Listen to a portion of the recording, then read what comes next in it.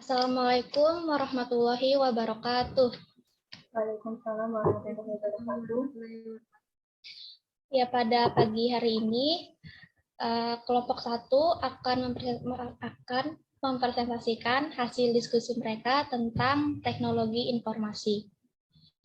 Dipersilakan kepada kelompok 1 untuk membacakan hasil diskusi. Baik, saya akan lanjutkan. Kita pembahasan pertama tentang definisi teknologi informasi. Teknologi informasi atau TI atau dalam bahasa Inggris dikenal dengan istilah information technology adalah istilah umum untuk teknologi apapun yang membantu manusia dalam membuat, mengubah, menyimpan, mengomunikasikan, dan atau menyebarkan informasi. Secara mudahnya, teknologi informasi adalah hasil rekayasa manusia terhadap proses penyampaian informasi dari bagian pengirim ke penerima, sehingga pengirim informasi tersebut akan lebih cepat, lebih luas sebarannya, dan lebih lama penyimpanannya.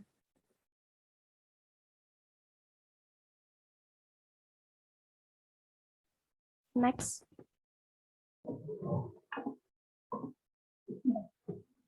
Baik, sejarah teknologi.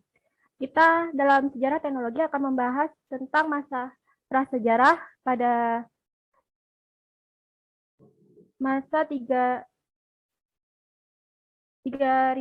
sebelum Masehi sampai 1400 Masehi. Lalu masa sejarah dan masa modern. Masa prasejarah atau sebelum Masehi pada masa 3000 sebelum Masehi.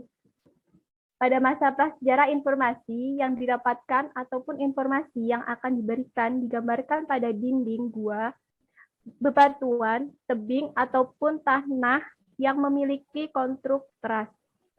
Selanjutnya, manusia prasejarah diketahui mulai membuat dan menggunakan alat yang menghasilkan bunyi untuk berkomunikasi.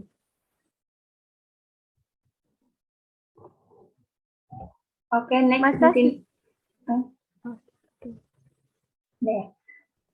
di sini masa sejarah 3000 sebelum Masehi sampai dengan 1400-an Masehi. Jadi ketika 3000 sebelum Masehi itu sudah mulai berkomunikasi dengan berbicara, mengetahui simbol seperti di gambar yang ini. Simbolnya itu ditulis di piktograf, masih seperti acak-acakan dan juga katanya beda bentuk aja udah beda maknanya. Lalu masuk ke masa tahun 2900 sebelum Masehi. Di sini bangsa Mesir kuno sudah mengenal dan menggunakan huruf yang disebut hieroglif, dan lihat di gambarnya tulisannya itu sudah mulai maju dari tahun 3000 sebelum Masehi, sudah mulai rapi dan ditulis pada batu dan dinding juga. Lalu masuk tahun 500 sebelum Masehi, di mana manusia sudah mengenal media untuk menyimpan informasi dari serat pohon. Lalu masuk lagi ke tahun 1455. Itu di masa ini ditandai dengan menciptakan mesin cetak dan terus dikembangkan oleh John Gutenberg. Lalu masuk ke tahun 1800-an. Di tahun ini telah tercipta komputer digital pertama yang diberi nama ENIAC.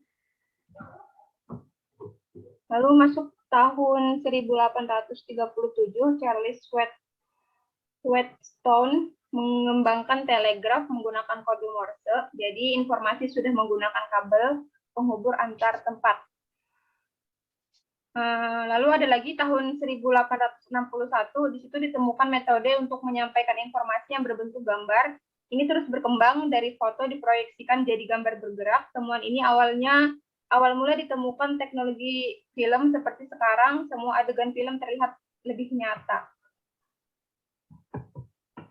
Lalu masuk sejarah perkembangan teknologi yang ketiga, yaitu pada masa modern 1900-an.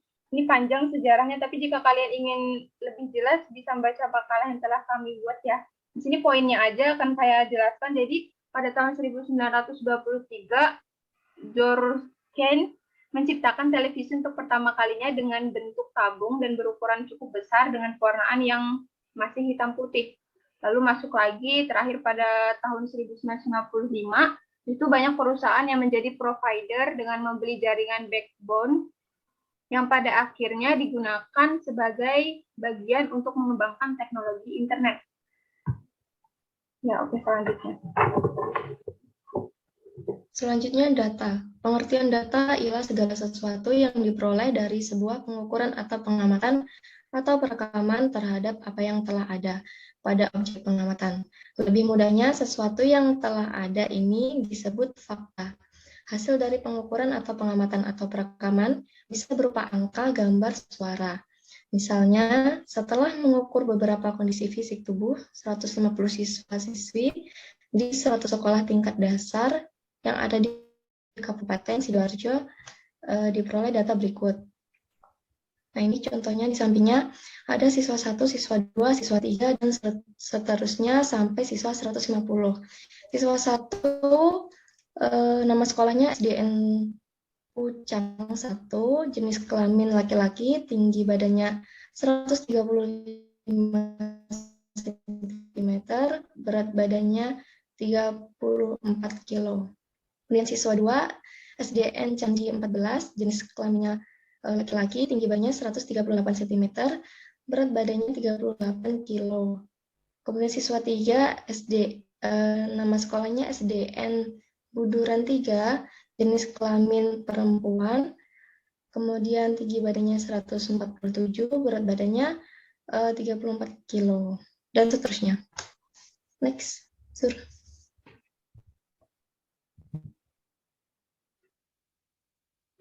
Lanjut, Zur. Selanjutnya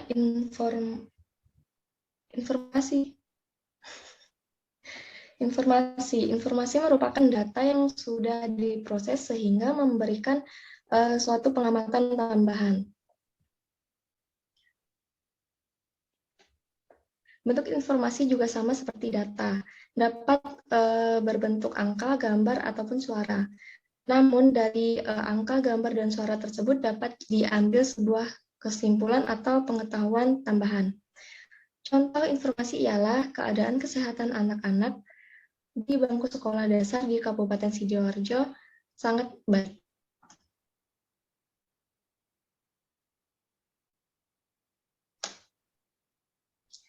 Demikian presentasi dari kelompok kami, saya kembalikan lagi ke moderator. Ya, itulah hasil presentasi dari kelompok 1. Kepada teman-teman yang merasa kurang jelas atau kurang dipahami, silakan bertanya.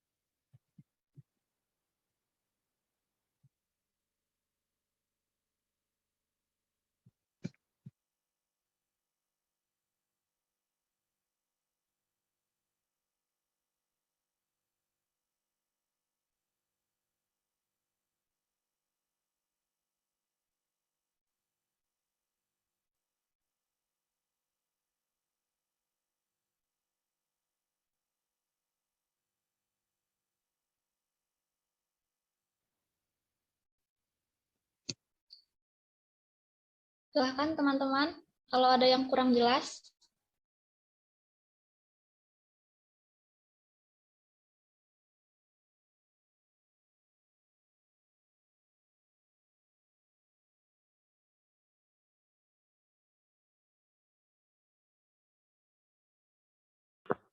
Saya izin bertanya. Tadi kan ada menyinggung tentang hieroglif ya, kalau nggak salah itu. Nah, itu bisa dijelaskan nggak itu apa gitu? Bahasa apa, tulisan apa, dari mana asalnya? Jelas kah?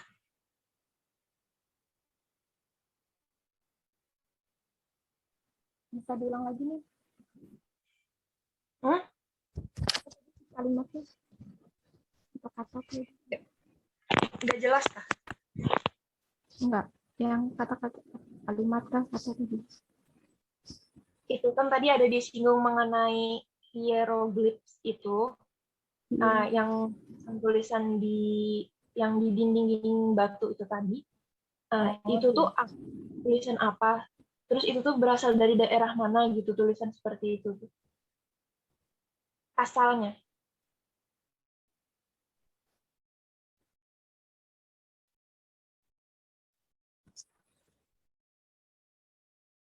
Baik.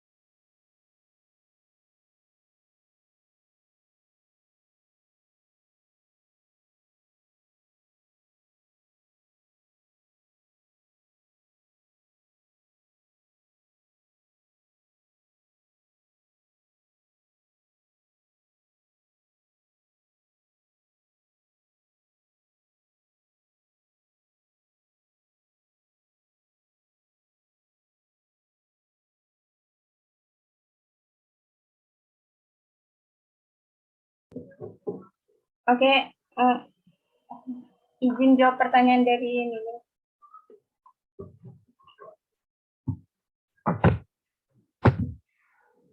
Apa tadi pertanyaan? Oh, yang hieroglif itu berasal dari mana kayak gitu kan? Enggak. Oke, jadi hieroglif itu berasal dari pertama diserap dari bahasa Yunani kuno yang berarti tulisan suci. Di situ ada kumpulan karakter, simbol atau logo.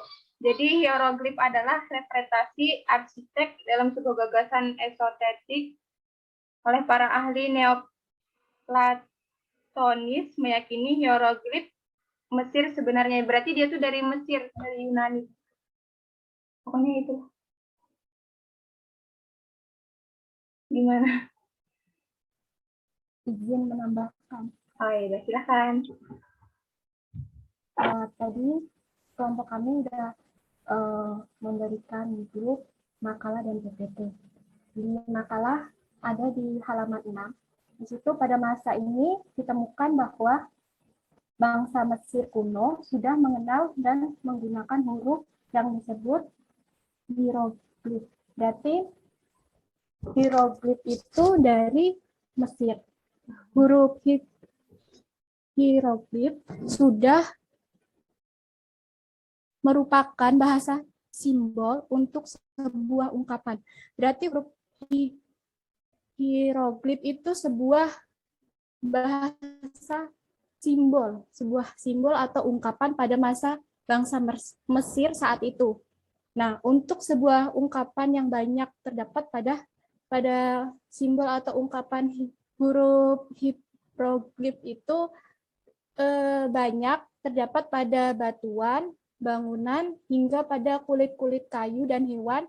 Bentuk tulisan dan bahasa hieroglif dari Mesir ini bahkan lebih maju dibandingkan tulisan yang dibuat oleh bangsa Sumeri 100 tahun sebelumnya.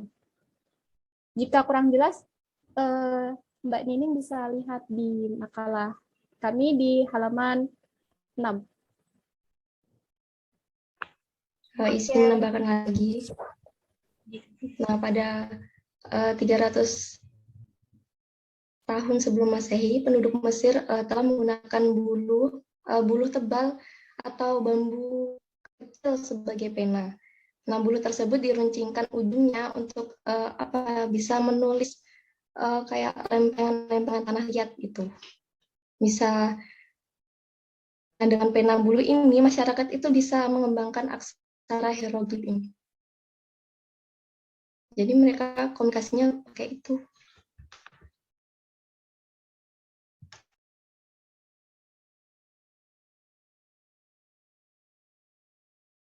Gimana nih?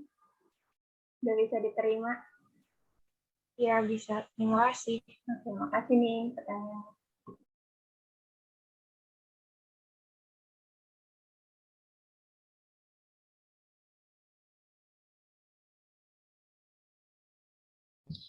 Bagi teman-teman yang lain, jika ada yang kurang jelas, bisa ditanyakan, atau sudah jelas semua.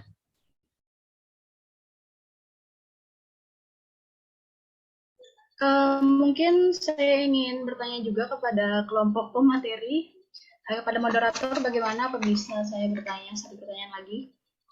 Sepertinya kelompok pemateri sangat menunggu pertanyaan dari saya ya. Ya, silahkan Mia. Oke, jadi berbicara tentang teknologi informasi, ya, pasti selalu mengalami perkembangan dalam dunia pendidikan, sosial, budaya, apapun itu. Jadi di sini saya ingin bertanya mengenai keterkaitannya dalam dunia pendidikan. Saya harap suara saya ini jelas ya. Jadi kan teknologi informasi itu sangat dibutuhkan ya dalam dunia pendidikan. Bahkan kemajuan teknologi itu juga diharapkan beriringan dengan kemajuan pendidikan tersebut. Nah, pertanyaan saya itu bagaimana kiat-kiat kalian supaya perkembangan teknologi ini dapat diaplikasikan dalam dunia pendidikan ataupun dalam proses pembelajaran. Itu saja yang saya tanyakan. Terima kasih. Saya harap dapat dimengerti ya, pemateri.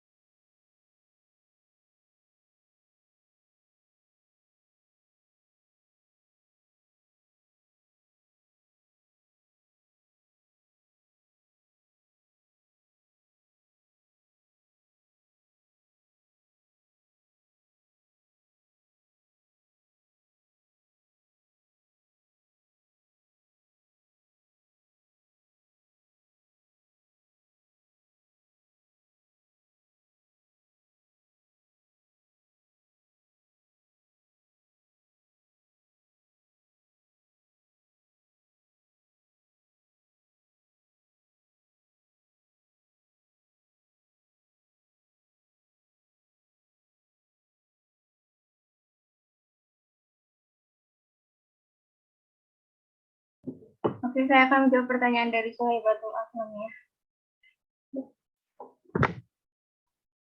Jadi pertanyaannya tadi, oh my god.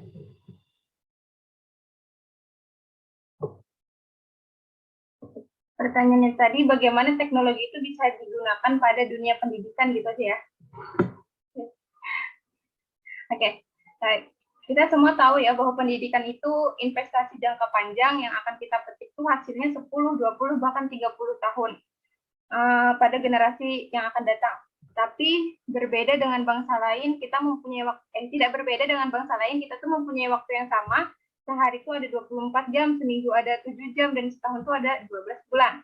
Jadi pemikiran jangka panjang dan visi misinya jelas, perencanaan yang strategis, tekad, kemauan, dan dukungan yang kuat dari pemerintah dengan seluruh jajaran serta seluruh komponen masyarakat terkait untuk melaksanakan rencana tersebut. Rencana itu untuk teknologi dalam pendidikan itu mewujudkan visi misi dan tujuan pendidikan itu sangatlah penting.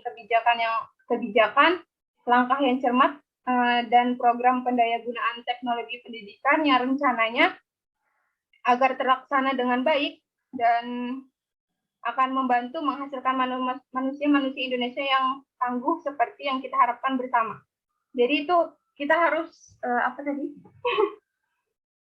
harus ada kemauan gitu dan dukungan juga dari pemerintah untuk melaksanakan itu.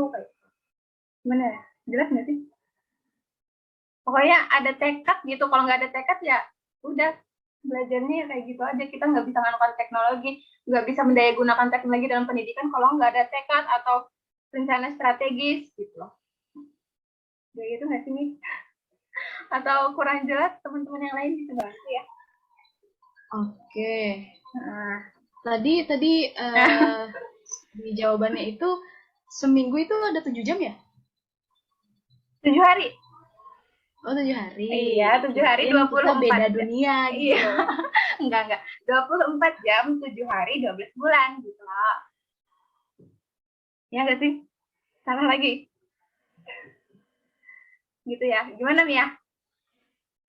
Oke. Terima kasih atas jawabannya. Oh ya, terima kasih Mia atas pertanyaannya.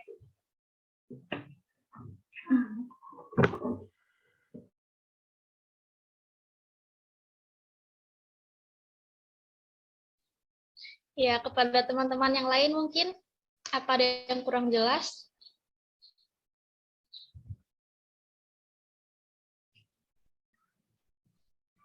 Sepertinya sudah jelas semua ya.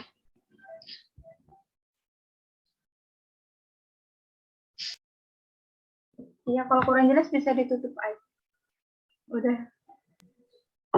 Iya. Itulah hasil presentasi dari kelompok 1. Terima kasih kepada teman-teman yang sudah berpartisipasi, mendengarkan, memperhatikan, dan bertanya. Saya tutup. Wassalamualaikum warahmatullahi wabarakatuh. Waalaikumsalam warahmatullahi wabarakatuh. Waalaikumsalam warahmatullahi wabarakatuh.